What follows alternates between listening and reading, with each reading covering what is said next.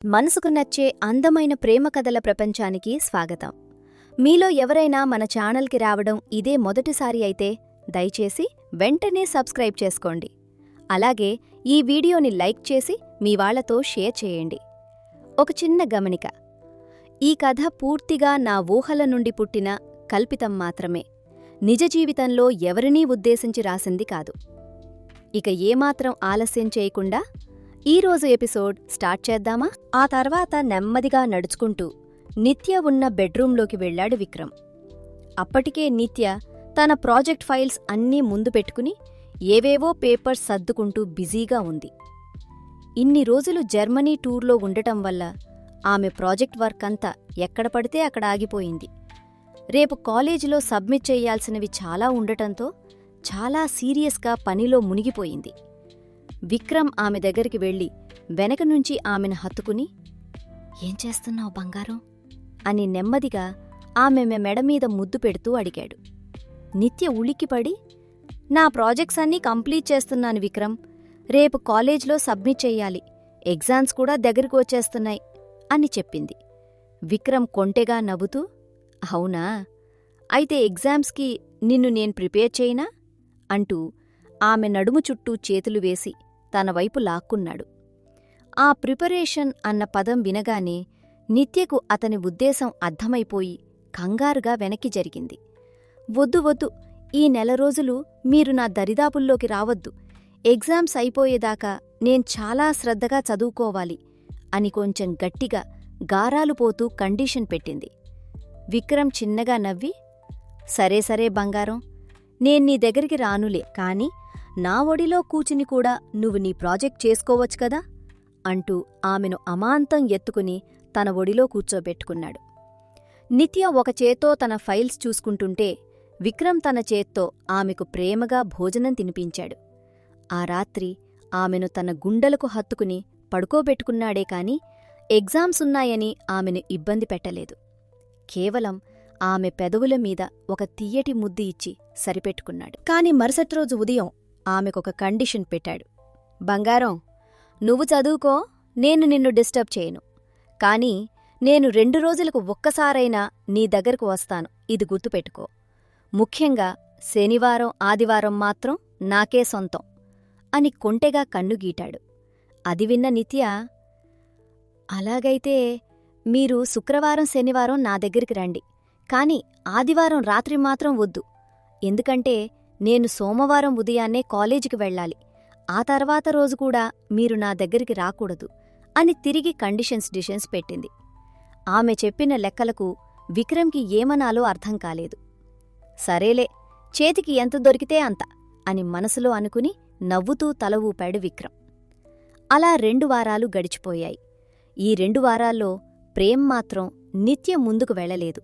దానికి కారణం విక్రమ్ మీద భయం కాదు, తను చేసిన తప్పుకు, ఒక అన్నగా చెల్లిని గాలికొదిలేసినందుకు అపరాధ భావంతో కుమిలిపోతూ ఏం ముఖం పెట్టుకుని చెల్లిని ఎదుర్కోవాలో తెలియని ధైర్యలేమితో అతను ఆమె ముందుకు వెళ్లలేకపోయాడు. కాని సౌజన్య మాత్రం నిత్యతో చాలా క్లోజ్ అయింది. రోజూ ఆమెతో మాట్లాడటం, పిల్లలతో కలిసి ఆడుకోవడం అంతా చాలా హ్యాపీగా గడిచిపోతోంది. మరోపక్క సీక్రెట్ రూంలో ఉన్న సిద్ధార్థ్కి ఇంకా మెలకువ రాలేదు. అది చూసి ప్రేమ్కి కూడా ఏమీ అర్థం కావట్లేదు. ట్రీట్మెంట్ బాగానే జరుగుతున్నా ఎందుకు లేవట్లేదా అని ఆలోచిస్తున్నాడు. ఇక్కడ హైదరాబాద్లో పరిస్థితులు ఇలా ఉంటే, అక్కడ ఊళ్ళో నారాయణ ఇంట్లో సుజాత మనసులో దురాశ, కుట్రలు పెరిగిపోతున్నాయి. నారాయణ హైదరాబాద్ నుంచి తిరిగి వచ్చాక నిత్య ఎంత పెద్ద ప్యాలెస్లో ఉందో, ఆమె భర్త ఎంత పెద్ద బిలియనీర్ అన్న విషయాలు చెప్పేసరికి సుజాత మనసులో విపరీతమైన అసూయ మొదలైంది. ఇంత పెద్ద ఇంట్లో అది మహారాణిలా ఉండటమా? దాన్ని ఎలాగైనా నాశనం చెయ్యాలి, దాని జీవితాన్ని సర్వనాశనం చెయ్యాలి అన్న ఆలోచనలు ఆమెలో రగిలిపోయాయి. వెంటనే తన పోరంబోకు తమ్ముణ్ణి పిలిపించింది. "రేయ్, నువ్వు ఎలాగైనా సరే హైదరాబాద్ వెళ్ళి దాన్ని లేపుకునిరా. దాని మొగుడికి తెలియకుండా ఎత్తుకొచ్చి నీ ఉంపుడుగతెగా పెట్టుకో. దానికదే సరైన శాస్తి" అని అత్యంత నీచంగా మాట్లాడింది సుజాత. దానికా వెధవ, "సరే అక్క, నువ్వు చెప్పాక కాదంటానా? అదినా అది ఎలాగైనా నా పక్కలోకి రావాల్సిందే, నేను చూసుకుంటానులే అని దారుణంగా మాట్లాడాడు. కాని లాడాడు. కాని వాళ్ళకి తెలియని విషయం ఒకటుంది. విక్రమ్ ముందే నారాయణ ఇంట్లో తన మనిషిని ఒకణ్ణి పనివాడి రూపంలో పెట్టాడు. నారాయణ ఎలా ఉంటున్నాడు, సుజాత ఏం చేస్తోంది, వాళ్ల పిల్లల పరిస్థితి ఏంటి అని ప్రతిదీ ఎప్పటికప్పుడు తెలుసుకోవటానికే దేవ్ ఆ మనిషిని అక్కడ ఉంచాడు. సుజాత, ఆమె తమ్ముడు మాట్లాడుకున్న ఈ దారుణమైన విషయమంతా ఆ పనివాడు వినేశాడు. వెంటనే ఫోన్ చేసి దేవ్కి మొత్తం పూసగుచ్చినట్టు చెప్పేశాడు. ఇదంతా విన్న దేవ్కి రక్తం మరిగిపోయింది. వెంటనే స్టడీ రూంలో ఉన్న విక్రమ్ దగ్గరికి వెళ్లి ఈ విషయాలన్నీ చెప్పాడు. దేవ్ మాటలు వింటుంటే విక్రమ్ కళ్ళు కోపంతో నిప్పులు చెరుగుతున్నాయి. తన భార్యను ఉంపుడుగత్తె అంటుందా? వాళ్ళనిక వదిలే ప్రసక్తే లేదు. వాళ్లు కూర్చుంటే ముళ్ళు గుచ్చుకున్నట్టు, నిల్చుంటే మంటల్లో ఉన్నట్టు అనిపించాలి. వాళ్లు నా కళ్ళెదుటే, నా ఇంట్లోనే ఒక నరకం అనుభవించాలి అని డిసైడ్ అయ్యాడు విక్రమ్. వెంటనే దేవ్ వైపు చూసి, నెక్స్ట్ డేలోగా నారాయణ కూతుర్ని ఎతుకురా, ఇది నా ఆర్డర్ అని చెప్పాడు. దేవ్కి ఒక్క క్షణం ఏమీ అర్థం కాలేదు. ఏంటి బాస్, ఒక చిన్న పిల్లని కిడ్నాప్ చేయమంటున్నాడు అనుకున్నాడు. కాని వాళ్ళ బాస్ ఏం చెప్తే అదే వేదం. వెంటనే మనుషుల్ని పంపి స్కూల్నుంచి వస్తున్న నారాయణ 8 ఏళ్ల కూతుర్ని ఎత్తుకొచ్చేసి హైదరాబాద్లోని ఒక సీక్రెట్ సేఫ్ హౌస్లో ఉంచాడు. ఇక్కడ ఊళ్ళో కూతురింకా ఇంటికి రాకపోయేసరికి నారాయణకి ప్రాణాలు పోయినంత పనయింది. ఊరంతా గాలించాడు, చుట్టుపక్కలంతా వెతికించాడు. 2 రోజులు గడిచిపోయినా కూతురు జాడలేదు. దాంతో ఎక్కడలేని టెన్షన్తో కన్నీళ్లు పెట్టుకుంటూ ప్రేమ్కి ఫోన్ చేశాడు. విషయం విన్న ప్రేమ్ కూడా బాగా కంగారుపడ్డాడు. వెంటనే పరుగెత్తుకుంటూ వెళ్లి విక్రమ్కి ఈ విషయం చెప్పాడు. విక్రమ్ చాలా కూల్గా, ఏ ఎక్స్ప్రెషన్ లేకుండా, నీ కూతుర్ని ఎత్తుకొచ్చింది నేనే అని చెప్పాడు. ఆ మాట వినగానే ప్రేమ్కి గుండె ఆగినంత పనయింది. ఏంటి సార్, ఆ చిన్నపిల్ల ఏం పాపం చేసిందని తీసుకువచ్చారు అని భయంగా అడిగాడు. విక్రమ్ చాలా కోల్డ్గా, నీ పెద్దన్నయ్యను, నీ వదినను, అలాగే నీ వదినకు ఒక తమ్ముడు ఉన్నాడు కదా, వాణ్ణి, వాళ్ళ అమ్మా నాన్నల్ను అందర్నీ అక్కడికి రమ్మను, వస్తే అప్పుడు మాట్లాడుకుందాం అని ఖచ్చితంగా చెప్పాడు. అసలు నిత్య ఏది సార్ అని కంగారుగా అడిగాడు ప్రేమ్. నిత్య పైనున్న బెడ్రూంలో చదువుకుంటోంది. ఈ విషయాలేవీ తనకి తెలియకూడదు కూడా అని చెప్పాడు విక్రమ్. ప్రేమ్కిక ఏం చెయ్యాలో, ఏం మాట్లాడాలో తెలియలేదు. వెంటనే వాళ్ళ అన్నయ్యకు ఫోన్ చేసి, మీ కూతురు విక్రమ్ దగ్గరే ఉంది, మీ అందర్నీ ఇక్కడికి రమ్మంటున్నాడు అని చెప్పాడు. ఆ మాట విన్న నారాయణ షాక్ అయ్యాడు. కూతురు బ్రతికే ఉందని ఒక పక్క సంతోషంగా ఉన్నా, విక్రమ్ దగ్గర ఉందంటే ఆ పిల్లకి ఏం జరుగుతుందో అన్న భయం అతన్ని పట్టి కుదిపేసింది. ఈ విషయం సుజాతకు చెప్పాడు. అది వినగానే సుజాత రంకెలు వేయడం మొదలుపెట్టింది. చూశారా మొగుడికి చెప్పి ఎంత పని చేయించిందో ఆ బజారుది, మీ చెల్లి అని దాన్ని నెత్తికెక్కించుకున్నారు కదా, ఇప్పుడు చూడండి, దాన్ని నమ్ముకుంటే మన కూతుర్నే కిడ్నాప్ చేయించింది, దాన్ని అసలు వదలకూడదు అంటూ ఇష్టమొచ్చినట్టు నోరు పారేసుకుంది. సుజాత మాటలకు నారాయణకు మండిపోయినా అవేమీ పట్టించుకునే స్థితిలో లేడు అతను. వాళ్ల కూతురు సేఫ్గా ఉందా లేదా అన్న భయం, టెన్షన్ మాత్రమే అతనిలో ఉన్నాయి. ఆ క్షణంలో ఏమీ మాట్లాడకుండా సుజాతను, ఆమె అమ్మా నాన్నలను, ఆ వెధవ తమ్ముడిని, వాళ్ల 10 ఏళ్ల కొడుకుని తీసుకుని అందరూ కలిసి హుటాహుటిన హైదరాబాద్ బయలుదేరారు. మనసులో ఎన్నో భయాలు, టెన్షన్లతో ఆఖరికి విక్రమ్ బంగ్లా దగ్గరున్న మెయిన్ సెక్యూరిటీ గేట్ దగ్గరికి చేరుకున్నారు వాళ్ళు.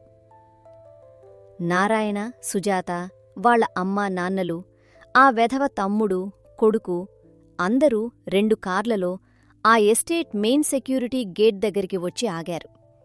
వాళ్లకు ఊళ్ళో డబ్బు బాగానే ఉండొచ్చు, కాని విక్రమ్ రేంజ్ ముందు వాళ్ల ఆస్తి ఒక లెక్కలోనిది కాదు. ఆ సెక్యూరిటీ, ఆ బిల్డప్ చూసి వాళ్లకే వణుకు పుట్టింది. అప్పటికే అక్కడికి వచ్చి ఉన్న ప్రేమ్ని చూడగానే నారాయణ కారు దిగి పరిగెత్తుకుంటూ వెళ్లాడు. ప్రేమ్, అసలు ఎందుకు కిడ్నాప్ చేశాడ్రా నా కూతుర్ని అని కంగారుగా అడిగాడు. దానికి ప్రేమ్ నిస్సహాయంగా, నాకేమీ తెలీదన్నయ్యా, మిమ్మల్ని ఇక్కడికి తీసుకురమ్మంటే చెప్పాను అంతే, ముందు లోపలికి నడవండి అని వాళ్ల కార్లను అక్కడే వదిలేయించి ఎస్టేట్ కార్లలో వాళ్లందర్నీ లోపలికి తీసుకువెళ్లాడు. లోపలికి వెడుతున్నంతసేపు ఆ బంగ్లా వైభవాన్ని చూసి సుజాత కళ్ళు తేలేసింది. ఇంత పెద్ద ప్యాలెస్లో ఆ పనికిమాలింది మహారాణిలా బ్రతుకుతోందా అన్న కుళ్ళు ఆమె ముఖంలో స్పష్టంగా కనిపిస్తోంది. సరిగ్గా అదే సమయానికి నిత్య బంగ్లా బయట పచ్చటి లాన్లో ఒక చిన్న కుక్కపిల్లతో ఆడుకుంటూ ప్రాణమిచ్చి నవ్వుతోంది. నిజానికి విక్రమ్కి ఆ కుక్కపిల్లని తీసుకురావడం అస్సలిష్టం లేదు. తన భార్య తనతో గడపాల్సిన టైమంతా ఆ కుక్కపిల్లకే కేటాయిస్తోందని అతనిలో ఎక్కడో చిన్న జెలసి. కాని భార్య ముఖంలో ఆ చిరునవ్వు చూడటం కోసం దాన్ని తీసుకొచ్చాడు. విక్రమ్ ఆ సమయంలో ఇంట్లో లేడు. కాని చుట్టూ బాడీగార్డ్స్ ఉన్నారు. దూరంగా నిత్యం చూసిన సుజాతకు కడుపు మండిపోయింది. చూశారా, ఈ పనికిమాలిన దానివల్ల నా కూతురు ఎక్కడ ఏడుస్తోందో ఇది మాత్రం ఇక్కడ కుక్కలతో కులాసాగా నవ్వుతూ ఆడుకుంటోంది అని నోరు పారేసుకుంది. పక్కనే ఉన్న నారాయణ లాగిపెట్టి సుజాత చెంపమీద ఒకటి కొట్టి, నోరు మూసుకునుండు, నీ నోట్లోంచి ఇంకొక మాట బయటకొచ్చిందంటే ఇక్కడే చంపేస్తాను అని గట్టిగా వార్నింగ్ ఇచ్చాడు. దూరంగా తన లోకంలో తాను ఆడుకుంటున్న నిత్య వీళ్ళెవర్నీ గమనించలేదు. అక్కడ్నుంచి వాళ్లందర్నీ ప్రేమ్ ఉంటున్న గెస్ట్ హౌస్ దగ్గరికి తీసుకువెళ్లారు. అక్కడ పనివాళ్లంతా చాలా హడావిడిగా ఉన్నారు. ఆ పనివాళ్లందరికీ నిత్య అంటే ప్రాణం. ఆమెకి ఏది కావాలన్నా క్షణాల్లో చేసిపెడతారు. ఆఖరికి నిత్య కోసం ఏకంగా నాటుకోలను కూడా పెంచుతున్నారు. ఆ విషయం నిత్యక్కూడా తెలియదు. వాళ్ళని తీసుకుని వెళ్లిన ప్రేమ్తో పాటు సౌజన్య కూడా అక్కడే ఉంది. అప్పుడే ఒక పనిమనిషి అటుగా వస్తుంటే సౌజన్య పలకరించింది. ఆ పనిమనిషి సుజాత వాళ్లను చూసి, ఎవరమ్మా వీళ్ళు, మీ చుట్టాలా అనడిగింది. అవును, మా బావగారు, ఆవిడ మా అక్క సుజాత, వాళ్ళ అమ్మా నాన్న, తమ్ముడు అని పరిచయం చేసింది సౌజన్య. అదంతా చూస్తున్న సుజాత అలా చూస్తూ ఉండిపోయింది. అప్పుడా పనిమనిషి సౌజన్యతో, అమ్మగారు, మీరీరోజు మా అమ్మాయిగారితో మాట్లాడతాను అన్నారట కదా, కుదిరితే మీరే అక్కడికి రండి. ఎందుకంటే సార్ మా అమ్మాయిగారిని ఇటువైపు గెస్ట్ హౌస్కి పంపించొద్దని చెప్పారు. మీరు మాట్లాడాలంటే మీరే మేమేన్ బంగ్లా దగ్గరికి రావాలి అని చెప్పింది. అది విన్న సుజాత వెంటనే కలుగు చేసుకుని, ఇంతకీ ఎవరే మీ అమ్మాయిగారు అని కొంచెం పొగరుగా అడిగింది. దానికి ఆ పనిమనిషి సుజాత వంక చూసి, మా అమ్మాయిగారెవరో మీకు తెలీదా? సాక్షాత్తు ఈ ఇంటి మహాలక్ష్మి, మా నిత్యమ్మగారు అని గర్వంగా చెప్పి అక్కడ్నుంచి వెళ్ళిపోయింది. ఆ మాట వినగానే సుజాతకు కడుపు మండిపోయింది. కాని ఏమీ చేయలేక సైలెంట్గా ఉండిపోయింది. కాసేపటికి విక్రమ్ నేరుగా ఆ గెస్ట్ హౌస్కి వచ్చాడు. వాళ్ళను మెయిన్ బంగ్లాలోకి రానివ్వలేదు, ఎందుకంటే అక్కడ నిత్య ఉంది కాబట్టి. విక్రమ్ రాగానే రాజసం ఉట్టిపడేలా అక్కడ ఉన్న ఒక కుర్చీలో కూర్చున్నాడు. అతని పక్కన దేవ్, వెనకాల పర్సనల్ బాడీగార్డ్ సతీష్, చుట్టూ మరో 10 మంది బాడీగార్డ్స్ ఉన్నారు. వాళ్లందర్నీ చూసి సుజాత కుటుంబం భయంతో వణికిపోతోంది. విక్రమ్ చూపులు సుజాత మీద పడ్డాయి. నువ్వే కదా నిత్యవాళ్ల వదినవి అని అత్యంత కోల్డ్గా అడిగాడు. ఆ తర్వాత నారాయణ వైపు చూసి, నీ కూతుర్ని కిడ్నాప్ చేయించింది నేనే, నా పేరు విక్రమ్, నిత్య హస్బెండ్ని అని చాలా కూల్ చెప్పాడు. అది వినగానే సుజాతకు ఎక్కడలేని ఆవేశం వచ్చింది. నా కూతుర్ని ఎందుకు తీసుకొచ్చావు నువ్వు? ఆ పసిపిల్ల నిన్నేం చేసింది అని గట్టిగా అరిచింది. విక్రమ్ కళ్ళలో కోపం కట్టలు తెంచుకుంది. ముందుకు వంగి కళ్ళలోకి సూటిగా చూస్తూ, అది పాపం తెలియని 9 ఏళ్ల పసిపిల్ల అని నీకు తెలుస్తోంది కదా?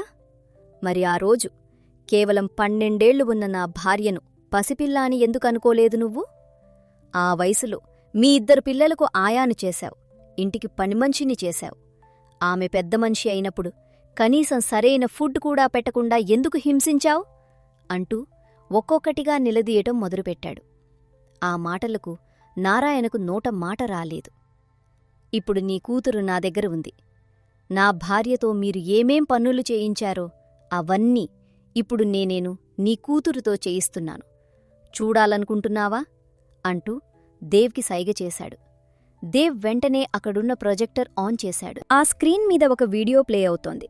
అందులో 8 ఏళ్ల నారాయణ కూతురు కింద కూర్చున్న 5 పిల్లలకు అన్నం తినిపిస్తోంది. అంట్లు కడుగుతోంది. ఇల్లంతా ఊడుస్తూ చాకిరీ చేస్తోంది. ఆ వీడియో చూస్తుంటే నారాయణ గుండె బరువెక్కిపోయింది. ప్లీజ్, నా కూతుర్ను వదిలేయ్. అది చిన్నపిల్ల. ఇన్ని పనులు ఎలా చేస్తుంది? ఆ పిల్లల్ని ఎలా చూసుకుంటుంది? అని ఏడుస్తూ బతిమాలాడు. సరిగ్గా అప్పుడే ఆ వీడియోలో ఒక పనిమనిషి వచ్చి ఆ చిన్నపిల్లను లాగిపెట్టి ఒకటి కొట్టింది. ఆ దెబ్బకు ఆ పిల్ల కింద పడిపోయి, నేను చేస్తాను, ప్లీజ్ నన్ను కొట్టొద్దు అని ఏడుస్తూనే మళ్లీ ఆ పిల్లలకు అన్నం తినిపించడం మొదలుపెట్టింది. అది చూసి నారాయణ బోరున ఏడ్చేశాడు. విక్రమ్ నారాయణ వైపు చూసి, నీ కూతుర్ని చూసి ఒక 2 రోజులకే ఇంత బాధపడిపోతున్నావే? కాని నీ పెళ్ళాం నా భార్యతో ఇవే పనులు 6 సంవత్సరాల పైనే చేయించింది. ఎన్నెన్ని దెబ్బలు కొట్టిందో, ఎన్ని రోజులు పస్తులు పెట్టిందో. మరి నాకెంత బాధ కలగాలి అని అడిగాడు. కాని సుజాతకు ఏమాత్రం పశ్చాత్తాపం లేదు. అందులో ఏముంది? ఇంటిపిల్లే కదా, ఇంట్లో పనిచేయటంలో తప్పేముంది? నువ్వు నా కూతురుతో పనులు చేయించి చాలా పెద్ద తప్పు చేశావు. నీమీద పోలీస్ కంప్లైంట్ ఇస్తాను చూడు అని ఎదురు తిరిగింది. ఆమె అలా అంటుండగానే అక్కడికిద్దరు పోలీస్ ఆఫీసర్లు వచ్చారు. వాళ్లు రాగానే విక్రమ్కి సెల్యూట్ చేసి, సార్, వీళ్ళని తీసుకెళ్లమంటారా? ఏ కేసులో బుక్ చేయమంటారో చెప్పండి సార్, లోపల వేస్తాము అని అడిగారు. అది వినగానే సుజాతకు మైండ్ బ్లాంక్ అయింది. విక్రమ్ పోలీసులతో, మీరు వెళ్ళండి, నేనెప్పుడు పిలిస్తే అప్పుడు రండి అని వాళ్లను పంపించేశాడు. వీడియో ఇంకా ఆపలేదు. అందులో సడన్గా ఒకడు వచ్చి ఆ చిన్నపిల్లతో అసభ్యంగా ప్రవర్తించడం మొదలుపెట్టాడు. ఆ పిల్లవాణ్ణి తోసేస్తున్నా వాడు వినట్లేదు. అది చూడగానే నారాయణ ఆపుకోలేక కోపంతో ముందు కురికాడు. ఏం చేస్తున్నారా నా కూతుర్ని అని అరుస్తూ. విక్రమ్ లేచి నారాయణన్ పట్టుకుని వెనక్కి తోశాడు. ఎందుకంత రగిలిపోతున్నావు నువ్వు? నీ చెల్లికి కూడా అచ్చం ఇలాగే జరిగింది. కావాలంటే నీ ప్రియమైన భార్యనడుగు. ఎప్పుడు పడితే అప్పుడు వాళ్ళ వెధవ తమ్ముణ్ణి ఇంటికి పిలిచి నా భార్యను చిన్నప్పటినుంచే వాడిచేత ఎలా సెక్సువల్ హెరాస్మెంట్ చేయించిందో అడుగు అని గర్జించాడు విక్రమ్. ఈ మాట వినగానే నారాయణ, ప్రేమ్ ఇద్దరూ షాక్ అయ్యారు. ఇవన్నీ జరిగాయని మీకెలా తెలుసు అని వణుకుతున్న గొంతుతో అడిగాడు ప్రేమ్. నాకెందుకు తెలీదు? నా భార్య ప్రతి రాత్రి నిద్రలో భయపడి ఉలిక్కిపడి లేచేది. ఎన్ని రాత్రులు నిద్రపోకుండా కన్నీళ్లు పెట్టుకుందో నా కళ్ళారా చూశాను. ఆమె బాధ చూడలేక ఒక సైకియాట్రిస్ట్ని ఇంటికి పిలిపించాను. హిప్నటిజం ద్వారా నా భార్య సబ్కాన్షియస్ మైండ్లో దాగున్న ఆ చీకటి గతాన్ని, చిన్నప్పటినుంచి మీ చేతుల్లో తాను అనుభవించిన నరకాన్ని ఆయన బయటికి రాబట్టారు. అవన్నీ నేను రికార్డ్ చేసి పెట్టుకున్నాను. ఆ నిజాలు తెలిసిన రోజే మిమ్మల్ని ప్రాణాలతో పాతేయాలని డిసైడ్ అయ్యాను. కాని నాకు వేరే ముఖ్యమైన పనులు ఉండటం వల్ల మీకు శిక్ష వేయడం కాస్త ఆలస్యమైంది అని చెబుతూ ఆ సైకియాట్రిస్ట్ రికార్డ్ చేసిన వీడియోలను వాళ్ల ముందు ప్లే చేశాడు విక్రమ్. ఆ వీడియోలో నిత్య తనను ఎలా కొట్టారో, ఎండలో ఎలా నిలబెట్టారో, ఆ సుజాత తమ్ముడు తనను ఎలా వేధించాడో ఏడుస్తూ చెబుతోంది. ఆ తర్వాత విక్రమ్ కొన్ని మెడికల్ రిపోర్ట్స్ తీసి ప్రేమ్ ముఖం మీదకు విసిరాడు. నువ్వు డాక్టర్వీ కదా, చదువు ఆ రిపోర్ట్స్ అన్నాడు. ప్రేమ్ ఆ రిపోర్ట్స్ చదువుతుంటే అతని చేతులు వణుకుతున్నాయి. కనీసం సరైన తిండి లేకపోవటం వల్ల, అలాగే విపరీతంగా కొట్టడం వల్ల నిత్య గర్భాశయం ఎంతలా దెబ్బతిందో అందులో క్లియర్గా ఉంది. ఆమె భవిష్యత్తులో తల్లి కావడం చాలా కష్టమని ఆ రిపోర్ట్స్ చెబుతున్నాయి. అంతేకాదు, ఆ సుజాత తమ్ముడు చేసిన అఘాయిత్యం తాలూకు ఆనవాళ్లు కూడా ఆ రిపోర్ట్స్లో స్పష్టంగా ఉన్నాయి. అవన్నీ చదివిన ప్రేమ్ ఒక అన్నగా, ఒక డాక్టర్గా అక్కడికక్కడే కుప్ప. అంటే అది తల్లి అయ్యే అవకాశాన్ని కూడా లేకుండా చేశారు కదా రాక్షసుల్లారా అని భోరున విలపించాడు. ఇదంతా వింటున్న సౌజన్య, ఛీ, ఆ రోజు నా ప్రైవసీ కోసం నేను అడ్డుపడకుండా నిత్యను మా ఇంటికి రానిచ్చి ఉంటే ఇంత ఘోరం జరిగేది కాదు కదా అని తీవ్రమైన అపరాధభావంతో కుమిలిపోయింది. అప్పుడు విక్రమ్ వాళ్లందరి వంక తీక్షణంగా చూస్తూ, సరే, ఇదంతా చూశారు కదా, నీ కూతురుతో అలా పనులు చేయిస్తుంటే నువ్వు ఎంత నరకం అనుభవించావో నేను కళ్ళారా చూశాను నారాయణ. కాని నేను నీలాంటి రాక్షసుణ్ణి కాదు, మనిషిని. దేవ్, ఆ పిల్లని బయటికి తీసుకురా అని గట్టిగా చెప్పాడు. లోపలి నుంచి నారాయణ కూతురు నడుచుకుంటూ వచ్చింది. ఆ పిల్ల ఒంటిమీద ఒక్క గాయం లేదు. చాలా ఆరోగ్యంగా హ్యాపీగా ఉంది. ప్రేమ్ పరుగెత్తుకుంటూ వెళ్ళి ఆ పిల్లను పట్టుకుని, బాగానే ఉన్నావా తల్లీ అనడిగాడు. నేను బాగానే ఉన్నాను బాబాయ్, నాకేమైంది?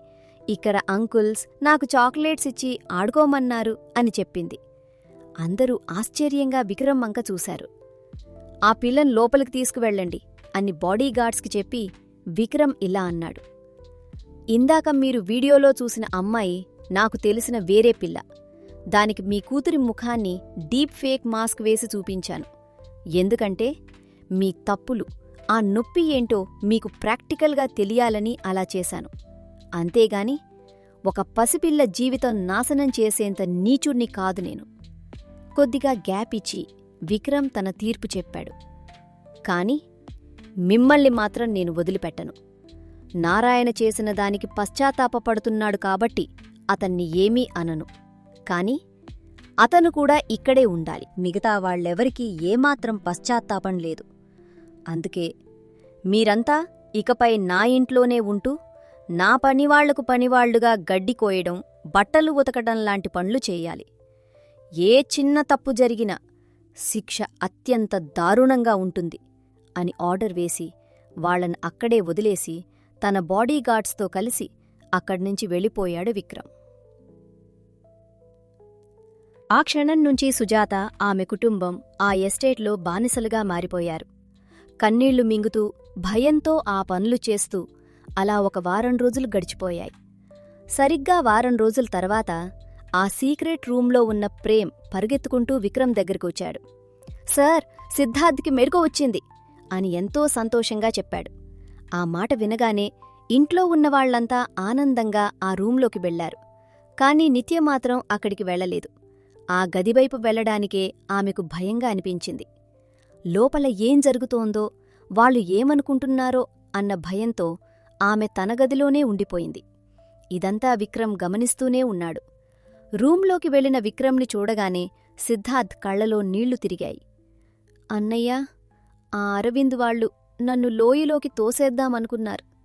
కాని నేను ఏమీ చెయ్యలేకపోయాను అని బాధగా చెప్పాడు. దానికి విక్రమ్ వాడి తల నిమురుతూ, నాకదంతా ముందే తెలుసురా. నువ్వు ముందు ప్రశాంతంగా ఉండు, అన్నీ తర్వాత మాట్లాడుకుందాం అని ధైర్యం చెప్పాడు. అలా ఒక వారం గడిచేసరికి సిద్ధార్థ్ ఆరోగ్యం పూర్తిగా సెట్ అయింది.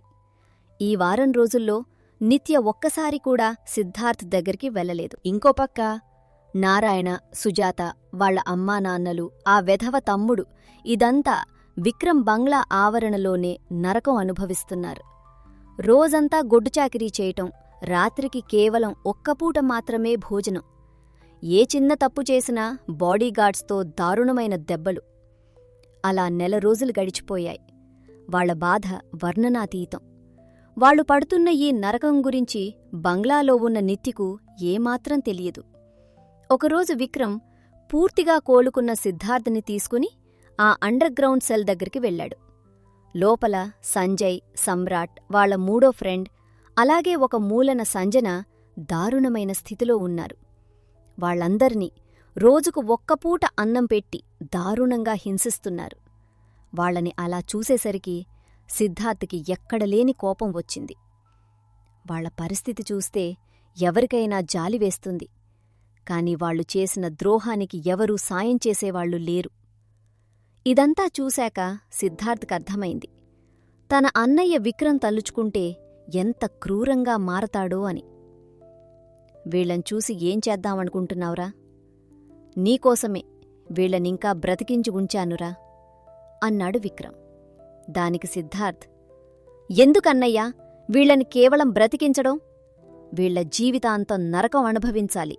మనకా డీప్ ఫారెస్ట్లో ఒక ఫామ్ హౌస్ ఉంది కదా, వీళ్లందర్నీ అక్కడికి ఖైదీల్లా పంపించే, రోజంతా అక్కడ వాళ్లతో రాళ్లు కొట్టే పని చేయించి రాత్రికి గొడ్డును బాదినట్టు బాదాలి.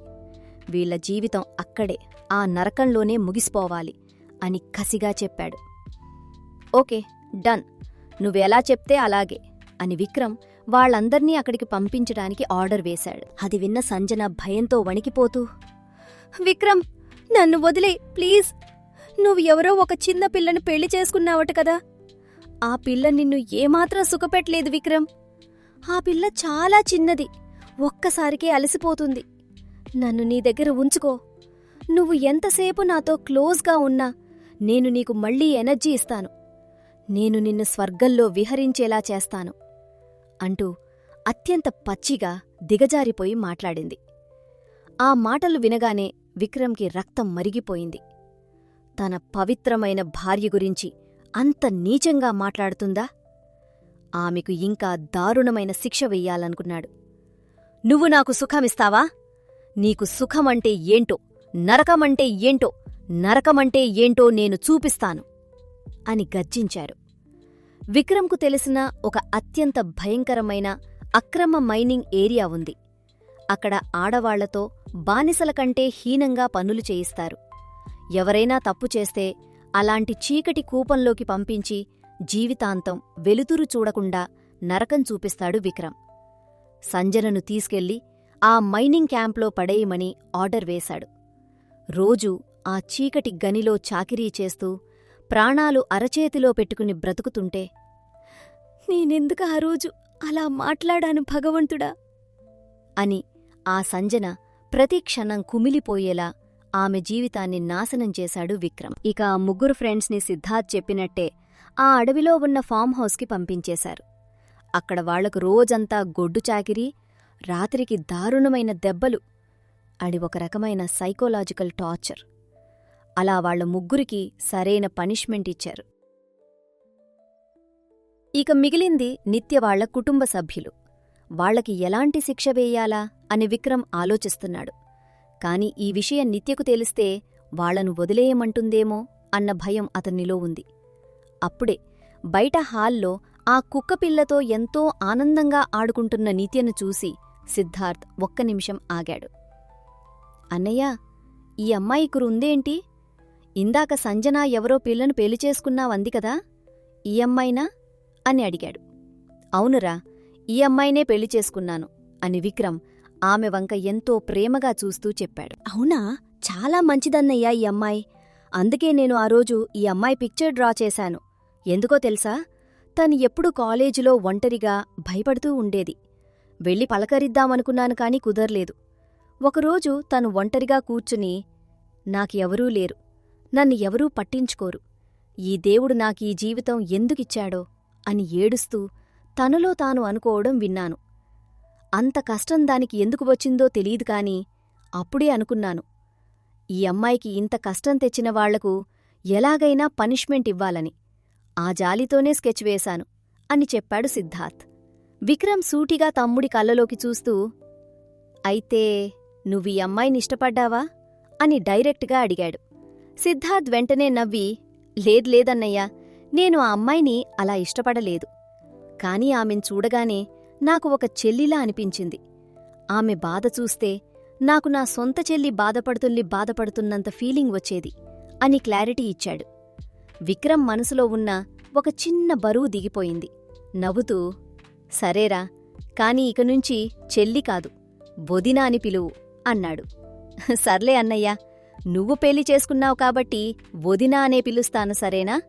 వెళ్ళి పరిచయం చెయ్ అన్నాడు సిద్ధార్థ్. నాకు తెలుసులేరా, కాని తనకి నేను ముందే తెలుసు కాబట్టి నన్ను చూస్తే భయపడుతుంది. ఆ రోజు నన్ను బాత్రూంలో పెట్టి లాక్ చేసింది కదా, అప్పట్నుంచి నన్ను ఫేస్ చేయలేకపోతోంది అన్నాడు సిద్ధార్థ్ నవ్వుతూతూ. సరేరా, నేనే పరిచయం చేస్తాను అని విక్రమ్ సిద్ధార్థ్ని నిత్య దగ్గరికి తీసుకువచ్చాడు. సిద్ధార్థ్ని చూడగానే నిత్య ఒక్కసారిగా భయపడి వెనక్కి తగ్గింది.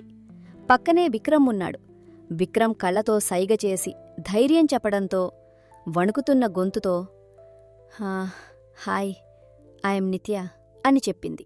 వెంటనే విక్రమ్, సింగానియా అని చెప్పు బంగారం అని అన్నాడు. అప్పటిదాకా తన భర్త ఇంటి పేరు సింగానియా అని ఆమెకు తెలియదు. ఆశ్చర్యంగా విక్రమ్ వంక చూసి, మీ ఇంటి పేరు సింగానియానా అని అడిగింది. మా ఇంటి పేరు సింగానియా, గుర్తుపెట్టుకో, ఇకనుంచి నువ్వు కూడా నిత్యా సింగానియావే అని ఎంతో రాజసంగా చెప్పాడు విక్రమ్. అది విన్న సిద్ధార్థ్ నవ్వుతూ, సరే వదినా, నా పేరు సిద్ధార్థ్ సింగానియా అని పరిచయం చేసుకున్నాడు. వదినా అన్న పిలుపుకు నిత్య సిగ్గుపడింది. అప్పటినుంచి సిద్ధార్థ్తో ఆమెకు ఉన్న భయం పోయి ఇద్దరూ చాలా ఫ్రెండ్లీగా మాట్లాడుకోవడం మొదలుపెట్టారు. అలా అంతా హ్యాపీగా నడుస్తున్న ఒకరోజు సిద్ధార్థ్ విక్రమ్తో ఇలా అన్నాడు. అన్నయ్య, నువ్వు వాళ్లకు నారాయణ కుటుంబానికి పనిష్మెంట్ ఇస్తున్నావు కరెక్టే, కాని ఆ విషయం నువ్వు వదినకు చెప్పాలి. తన కుటుంబానికి ఆ శిక్ష వదిన చేతుల మీదుగానే, వదిన కళ్ళెదుదురుగానే జరగాలి. అప్పుడే ఇన్ని సంవత్సరాలుగా వదిన మనసులో గూడుకట్టుకుని ఉన్న ఆ బాధ, ఆ కోపం అన్నీ తీరుతాయి. తన మనసుకు ప్రశాంతత దొరుకుతుంది. సిద్ధార్థ్ చెప్పిన మాటల్లో అర్థం ఉందని విక్రమ్ కనిపించింది. వాళ్లను తన భార్య ముందుకు తీసుకురావాల్సిన సమయం ఆసన్నమైందని డిసైడ్ అయ్యాడు. సరే, అలాగే చేద్దాం అన్నాడు విక్రమ్ కళ్ళు విరుస్తూ. ఆ తర్వాత విక్రమ్ ఇంటికి వచ్చాడు. నిత్య దగ్గరికి వెళ్లి ఆమెను సున్నితంగా తన దగ్గరికి లాక్కుని, నీతో కొంచెం మాట్లాడాలి బంగారం, నాతో బయటకొస్తావా అని అడిగాడు. సరే విక్రమ్ అని నిత్య అతనితో పాటు బయలుదేరింది. విక్రమ్ ఆమెను ఎస్టేట్లో వాళ్లకు పనిష్మెంట్ ఇస్తున్న ప్లేస్కి తీసుకుని వెళ్లాడు. అక్కడికి వెళ్లేసరికి ఎండలో నారాయణ, వాళ్ల వదిన సుజాత, చిన్నపట్నుంచి ఆమెను అసభ్యంగా వేధించిన సుజాత తమ్ముడు, సుజాత అమ్మా నాన్నలు అందరూ గొడ్డు చాకిరీ చేస్తూ కనిపించారు. వాళ్లు అలా నీరసంగా పనులు చేసుకోవడం, అక్కడ బానిసల్లా పడి ఉండటం చూసి నిత్య ఒక్కసారిగా భయపడిపోయింది. వెంటనే పక్కనే ఉన్న విక్రమ్ని గట్టిగా పట్టుకుని అతని గుండెలకు హత్తుకుంది. విక్రమ్ ఆమెను సముదాయిస్తూ తన చేతుల్లో బంధించాడు. కొద్దిసేపటికి తేరుకున్న నిత్య, విక్రమ్, వాళ్ళిక్కడెందుకున్నారు?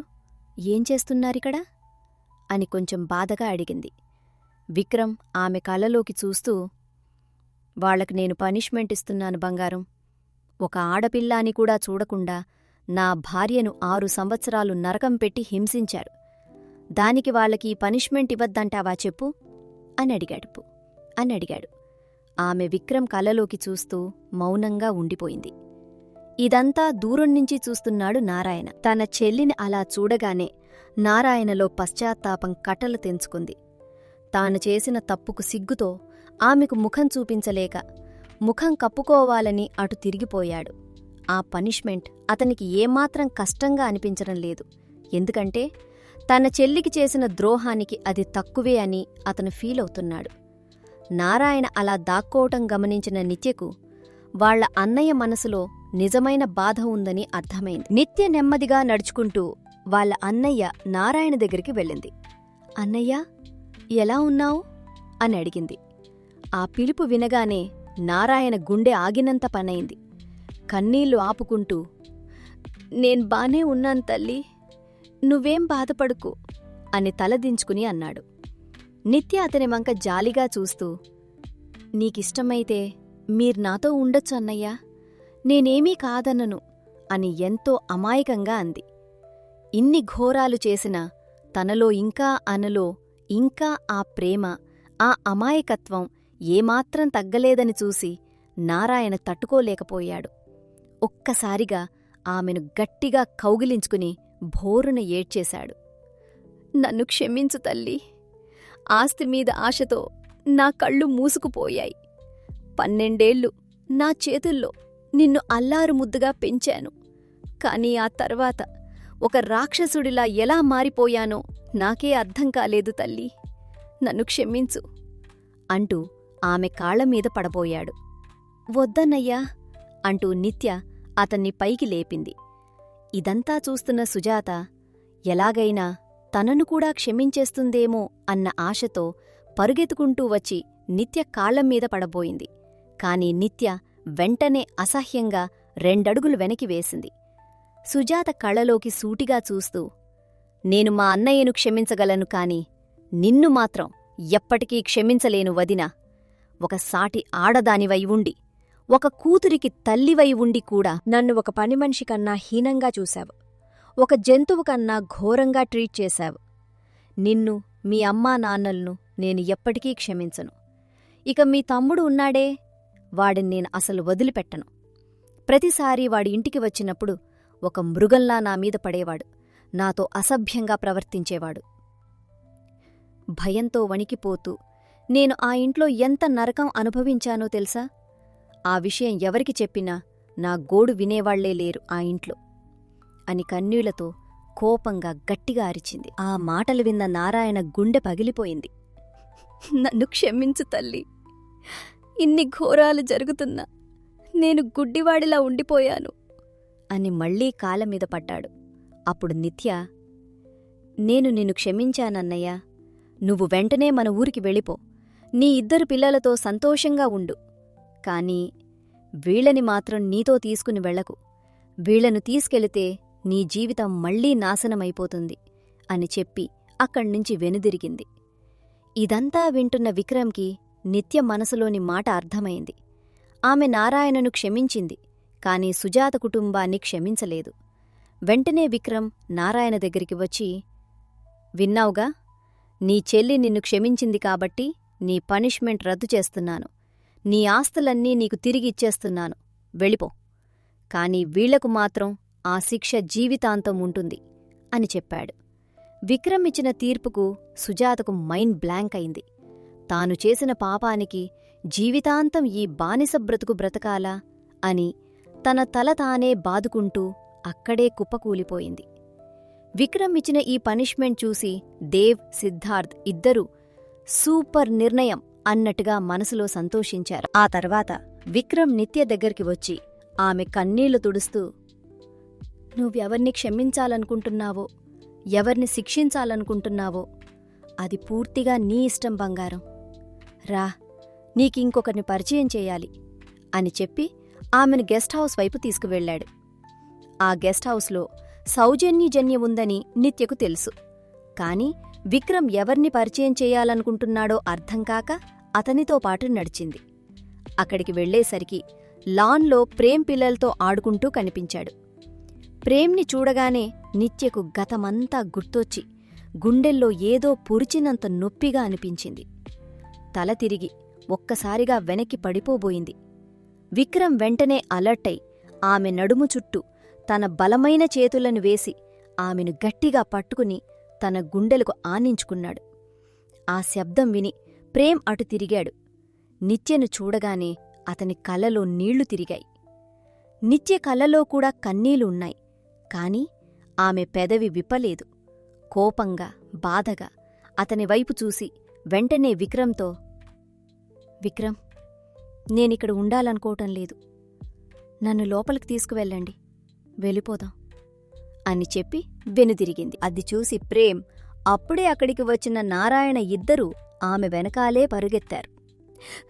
నన్ను క్షమించు తల్లి, నన్ను క్షమించు అని బతిమాలాడు ప్రేమ్. నిత్య ఆగి వెనకకి తిరిగి అతని కళ్ళలోకి సూటిగా చూసింది. నిన్ను నేను ఎప్పటికీ క్షమించలేను ప్రేమన్నయ్యా. పెద్దన్నయ్యకు ఆస్తుల మీద ఉన్న ఆశ వల్ల కళ్ళు మూసుకుపోయాయి. వదిన మాటలు విని రాక్షసుర్లా మారాడు అనుకుందాం. కాని నువ్వు బాగా చదువుకున్నావు కదా, నీకి ఏమైంది? ఆ ఇంట్లో వదిన తమ్ముడు నా మీద పడి అసభ్యంగా ప్రవర్తిస్తున్నాడని ఏడుస్తూ నీకే కదా చెప్పాను. దానికి నువ్వేమన్నావ్? ఏదో పొరపాటున జరిగుంటుందిలే, కావాలని అబద్ధాలు చెప్తున్నావానావా అని నన్నే తిరిగి తిట్టావు. వాళ్ళు నన్ను కొడుతున్నారని ఫోన్ చేసి చెప్తే, పెద్దన్నయ్య ఎలా చెప్తే అలా విను, ఇంకోసారి నాకిలాంటి వాటికోసం ఫోన్ చెయ్యకు అన్నావు. నేను చదువుకోవాలి అని ప్రాధేయపడితే, నేను ఇండియాలో ఉన్నానా నీ బాధలు వినడానికి? ఇవన్నీ నాకెందుకు చెప్తున్నావ్ అన్నావు. నీ దృష్టిలో నేను ఆ రోజే చచ్చిపోయాను. ఎప్పుడో చచ్చిపోయిన నా జీవితంలోకి ఇప్పుడు ఎందుకొచ్చావు? వెళ్ళిపోయి ఇక్కడ్నించి అని గుండె పగిలేలా రోదించింది. అప్పుడే అక్కడికి వచ్చిన సౌజన్య కలుగు చేసుకుని, అది కాదు నిత్య, ప్లీజ్ అర్థం చేసుకో. మీ అన్నయ్య అలా దూరం పెట్టాడంటే దానికి కారణం నేనే. అప్పుడే మాకు పెళ్ళి అయింది. నాకు కొంచెం ప్రైవసీ కావాలనుకున్నాను, అందుకే నిన్ను మా దగ్గరికి రానివ్వలేదు అని కవర్ చేయడానికి ట్రై చేసింది. నిత్య కన్నీళ్లు తుడుచుకుంటూ సౌజన్య వైపు చూసి, సరేలేండి సౌజన్యగారు, ఇన్ని రోజులు నాతో అంత ప్రేమగా మాట్లాడేసరికి మిమ్మల్ని నా సొంత ఫ్రెండ్ అనుకున్నాను. కాని మీరు కూడా నా ఫ్రెండ్ కాదు, నాకంటూ ఎవరూ లేరు అని చెప్పి ఏడుస్తూ అక్కడ్నుంచి మెయిన్ బంగ్లా వైపు పరుగెత్తుకుంటూ వెళ్ళిపోయింది. నిత్య అలా ఏడుస్తూ వెళ్ళిపోవడం చూసి విక్రమ్కు గుండె తరుక్కుపోయింది. ఇన్ని రోజులుగా ఆమె మనసులో దాచుకున్న బాధ ఒక్కసారిగా కట్టలు తెంచుకుందని అతనికర్థమైంది. ప్రేమ్ సౌజన్యలవైపు కోపంగా చూస్తూ, మీరిక్కడే ఉండండి, తనని ఎలా ఒప్పించాలో ఏం చెప్పాలో నేను చూసుకుంటాను అని చెప్పి నిత్య వెనకాలే పరుగెత్తుకుంటూ వెళ్లాడు విక్రమ్. విక్రమ్ పరుగెత్తుకుంటూ నిత్య ఉన్న బెడ్రూంలోకి వెళ్లాడు. మంచం మీద పడి వెక్కి వెక్కి ఏడుస్తున్న ఆమెను పైకి లేపి తన గుండెలకు గట్టిగా హత్తుకున్నాడు. ఏమైంది బంగారం, ఎందుకలా మాట్లాడుతున్నావు అని సున్నితంగా ఆమె తల నిమురుతూ అడిగాడు. నిత్య కన్నీళ్లు తుడుచుకుంటూ, నాకిద్దరన్నయ్యలున్నారు, కాని ఏం లాభం విక్రమ్, వాళ్ల వల్ల నాకొరిగింది ఏమీ లేదు. ఒకవేళ ఆ రోజు రాత్రి మీరే నన్ను కాపాడి ఉండకపోతే నా జీవితం ఏమైపోయేదో కదా. నాకు వాళ్లతో ఉండాలని లేదు, వాళ్ల ముఖాలు చూడాలని లేదు. దయచేసి వాళ్ళనిక్కడ్నించి వెళ్ళిపోమని చెప్పండి విక్రమ్ అని ఏడుస్తూ అడిగింది. విక్రమ్ ఆమె కన్నీళ్లు తుడుస్తూ, సరే బంగారం, వాళ్ళని వెళ్ళిపోమంటాన్లే, నువ్వు ఏడవకు అని ఆమెను సముదాయించి తన ఒడిలోనే పడుకోబెట్టుకున్నాడు. ఆ రాత్రి ఆమె ఎంత వద్దని అడ్డుకున్నా వినిపించుకోకుండా ఆమెను పూర్తిగా తన వశం చేసుకున్నాడు. విక్రమ్ కురిపిస్తున్న ఆ అంతులేని ప్రేమలో నిత్య కూడా పూర్తిగా కరిగిపోయి వాళ్ల రాత్రి ఎంతో అందంగా గడిచిపోయింది. కాని విక్రమ్కు ఒక విషయం స్పష్టంగా అర్థమైంది. నిత్య మనసులో ఇంకా వాళ్ల అన్నయ్యల మీద ప్రేమ చావలేదు. కాని వాళ్లు చేసిన గాయాలు మానడానికి, వాళ్లను క్షమించడానికి ఆమెకు చాలా సమయం పడుతుందని అతనికి తెలిసింది. నిత్య నిద్రపోయాక విక్రమ్ నెమ్మదిగా కిందకు వచ్చాడు. అక్కడ భయంగా బాధగా ఎదురుచూస్తున్న ప్రేమ్ నారాయణల దగ్గరికి వెళ్లాడు. నారాయణ కన్నీళ్లతో, సార్, మా చెల్లి మమ్మల్ని ఎప్పటికీ క్షమించదా సార్ అని అడిగాడు. ఆ మాట వినగానే విక్రమ్ ముఖంలో కఠినత్వం తగ్గి ఒక చిరునవ్వు వచ్చింది. నారాయణగారు, నన్ను సార్ అని పిలవకండి. మీ చెల్లిని నేను ప్రాణంగా ప్రేమించి పెళ్లి చేసుకున్నాను. కాబట్టి వరుసకు మీరు నాకు బావ అవుతారు. నన్ను బావ అనే పిలవండి అని ఎంతో మర్యాదగా చెప్పాడు. ఆ మాట వినగానే నారాయణ, ప్రేమ్ల గుండెల్లో ఏదో తెలియని ఉపశమనం కలిగింది. వాళ్లు ఎంతో గౌరవంగా, అలాగే బావగారు అని పిలవటం స్టార్ట్ చేశారు. విక్రమ్ మళ్ళీ అన్నాడు, మీరొక పని చేయండి, ఇప్పుడైతే ఇక్కడ్నించి వెళ్ళిపోండి. ప్రేమ్, నువ్వెలాగూ మీ ఊళ్ళో ఒక క్లినిక్ తీసుకున్నావు కదా, అక్కడే ఉండి ప్రాక్టీస్ చేసుకో. కానీ నాదొక కండిషన్. ప్రతివారం వీకెండ్స్లో నువ్వు నారాయణ ఇద్దరూ తప్పకుండా ఇక్కడికి రావాలి. వచ్చేటప్పుడు నారాయణ పిల్లల్ను, నీ పిల్లల్ను కూడా తీసుకురండి. అలా ప్రతివారం వచ్చి ఆమెతో ప్రేమగా మాట్లాడటానికి ట్రై చేయండి. ఆమెకిష్టమైన వస్తువులు తీసుకుని వస్తూ ఉండండి. మీరేమీ ఆశించకుండా నిస్వార్థంగా ప్రేమ చూపిస్తే నెమ్మదిగా ఆమె మనసు కరుగుతుంది. అప్పుడు ఆమె మిమ్మల్ని దగ్గరికి తీసుకుంటుంది. విక్రమ్ చెప్పిన దారికి ఇద్దరు అన్నయ్యలు ఎంతో సంతోషించి ఊరికి వెళ్ళిపోయారు. ఆ తర్వాతి వారం నుంచి విక్రమ్ చెప్పినట్టే నారాయణ, ప్రేమ్ ప్రతివారం తమ పిల్లలతో కలిసి ఆ బంగ్లాకు రావడం మొదలుపెట్టారు. నిత్యతో మాట్లాడ్డానికి ఎన్నో రకాలుగా ట్రై చేసేవాళ్లు. వాళ్ల పిల్లలు పరుగెత్తుకుంటూ వెళ్ళి, అత్తా, నీకోసం ఈ గిఫ్ట్ కొన్నాము, చూడు బాగుందా అని ముద్దుగా అడుగుతుంటే నిత్య మనసులో ఏదో తెలియని ఆనందం కలిగేది.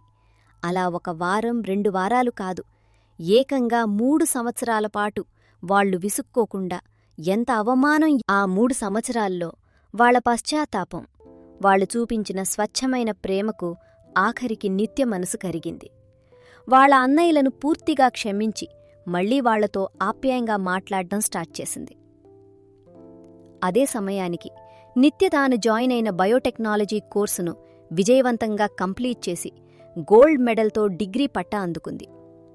తన భార్య చదువుకు, టాలెంట్కి గౌరవంగా విక్రమ్ ఒక భారీ ఫార్మా కంపెనీని స్థాపించి ఆమె చేతుల్లో పెట్టాడు. ఎలాగూ సిద్ధార్థ్ కూడా బయోటెక్నాలజీ బ్యాక్గ్రౌండ్ ఉన్నవాడే కావడం వల్ల వదినారాయణలు ఇద్దరూ కలిసి ఆ ఫార్మా కంపెనీ బాధ్యతలను చూసుకోవడం మొదలుపెట్టాడు. బిజినెస్లో ఇద్దరూ చాలా సక్సెస్ అయ్యారు. అలా అంతా కలిసిపోయి సంతోషంగా ఉంటున్న సమయంలో ఇంకో 3 సంవత్సరాలు ఇట్టే గడిచిపోయాయి. ఒకరోజు ఆ సింఘానియా ప్యాలెస్లో హడావిడిగా ఉన్న నిత్య ఒక్కసారిగా కళ్ళు తిరిగి కింద పడిపోయింది. అది చూసి విక్రమ్ ప్రాణం పోయినంత పనైంది. హుటాహుటిన ప్రేమ్ని మిగతా డాక్టర్లను పిలిపించి చెక్ చేయించాడు. పరీక్షించిన ప్రేమ్ ముఖంలో ఎక్కడా లేని ఆనందం, ఆశ్చర్యం ఒకేసారి కనిపించాయి. పరుగెత్తుకుంటూ విక్రమ్ దగ్గరికి వచ్చి, బావగారు, నిత్య ప్రెగ్నెంట్, తను తల్లి కాబోతోంది అని చెప్పాడు. ఆ మాట వినగానే విక్రంకి ఎక్కడలేని ఆనందం కలిగింది. కళ్లల్లో నీళ్లు తిరిగాయి. ఎందుకంటే పాత మెడికల్ రిపోర్ట్స్ ప్రకారం నిత్య తల్లి కావడం అసాధ్యం. కాని విక్రమ్ ఆమెకందించిన అంతులేని ప్రేమ, తీసుకున్న శ్రద్ధ వల్ల ఆ ప్రకృతి కూడా కరుణించి ఒక పెద్ద మిరాకిల్ అద్భుతం చేసింది. ఈ నిజం విక్రంకి మాత్రమే తెలుసు. నిత్య మాత్రం తను నార్మల్గానే ప్రెగ్నెంట్ అయ్యానని ఎంతో సంతోషపడింది. ఇక ఆ 9 నెలలు నిత్యను ఒక చిన్న పసిపిల్లలా చూసుకున్నారు. వాళ్ల వదిన సౌజన్యే స్వయంగా దగ్గరుండి ఆమెకు నచ్చిన వంటలు వండిపెడుతూ ప్రతి క్షణం కంటికి రెప్పలా కాపాడుకుంది. అన్నయ్యలు నారాయణ, ప్రేమ్లు కూడా ఆమెను అరచేతిలో పెట్టుకుని చూసుకున్నారు. ఆఖరికి 9 నెలల తర్వాత ఆ సింఘానియా ప్యాలెస్లో ఒక పసివాడి కేరింతలు, ఏడుపు శబ్దాలు ప్రతిధ్వనించాయి. నిత్య ఒక అందమైన మగబిడ్డకు జన్మనిచ్చింది. ఆ బాబు పుట్టిన సంతోషంలో విక్రమ్ ఇండస్ట్రీ మొత్తం గుర్తుపెట్టుకునేలా అత్యంత గ్రాండ్గా బారసాల ఫంక్షన్ నామకరణం ఏర్పాటు చేశాడు. ఆ ఫంక్షన్లో విక్రమ్ తన భార్య పేరు నిత్యలోని మొదటి అక్షరాలు కలిసొచ్చేలా ఆ బాబుకి నితిన్ సింఘానియా అని పేరు పెట్టాడు. ఆ నామకరణ వేడుకలో బాబును చేతుల్లోకి తీసుకుని మురిసిపోతున్న విక్రమ్ని అతని పక్కనే నిలబడి ఆనంద బాష్పాలతో చూస్తున్న నిత్యని చూస్తే అదొక అందమైన స్వర్గంలా అనిపించింది. అటు బావతో, ఇటు అన్నయ్యలతో, వదిన సౌజన్యతో ఆ ఇల్లంతా మళ్లీ కలకలలాడుతూ నిత్య అనుకున్నట్టుగా ఎంతో సంతోషంగా మారిపోయింది. అలా ఎన్నో కష్టాలు, కన్నీళ్లు, నరకం దాటుకుని వచ్చిన నిత్య జీవితం విక్రమ్ అంతులేని ప్రేమ, రొమాన్స్తో ఒక అందమైన కావ్యంగా సుఖాంతమైంది. ఇంతటితో ఈ ఆడియో సిరీస్ ముగిసింది. ఈ అందమైన ఎమోషనల్ కథ మీకు ఎంతగానో నచ్చిందని ఆశిస్తున్నాను. త్వరలో మరో అద్భుతమైన మంచి కథతో మళ్లీ మిమ్మల్ని కలుసుకుంటాను. ఇదండి ఇవాల్టి కథ. ఈ కథ ఇక్కడితో పూర్తయింది. రేపు ఇంకో అద్భుతమైన కథతో మిమ్మల్ని పలకరించటానికి మళ్లీ వస్తాను. ఇలాంటి మనసుకు హత్తుకునే అందమైన ప్రేమ కథలు మీరు రెగ్యులర్గా వినాలనుకుంటే ప్లీజ్ మన ఛానల్ని సబ్స్క్రైబ్ చేసుకోండి. నా స్టోరీ మీకు నచ్చితే ఒక లైక్ కొట్టండి. మీ వాళ్ళకి షేర్ చేయండి. మీ అభిప్రాయాన్ని కింద కామెంట్స్లో నాతో పంచుకోండి. రేపు కొత్త కథతో కలుద్దాం.